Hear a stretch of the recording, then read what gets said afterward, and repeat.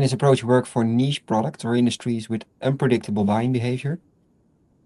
Good question. I need to think about how to understand this one, and especially how to define unpredictable buying patterns. But at least niche products, yes, I think we do this for customers that produce or sell niche products. But the model is really the model really excels the price sensitive models in deciding, okay, what kind of product attributes or what kind of specific circumstances are influencing the buying behavior and the willingness to pay.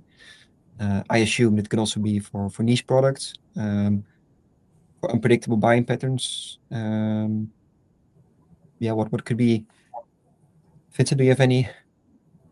Yeah, my question would ideas? also be if you have an unpredictable buying pattern, what's then the business case of the business to build structural business and revenue flows upon? Unless these orders are obviously of such a humongous value that it's worthwhile waiting on it, and that you are already successful if you do 1, 2, 3 sales of these things, for instance, on a year. But still, then I would say that there are, let's say, general characteristics where you would assume, if you analyze deals that you did in the past, what were the drivers, if you ask that then to the successful transactions that you have done, what were the drives that eventually were decisive for the customer to eventually go with your business and to ship it out. And that would be, let's say, the first step of the model, to start understanding, let's say, what is then the approach, and is price then indeed a really important factor in terms of how that is coming across with all the drives included.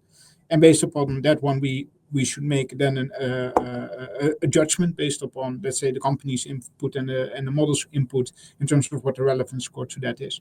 But that unpredictable thing, I would love to, if that's still possible for the person who sent it in, to give a little bit more context to what is then the definition of that unpredictable.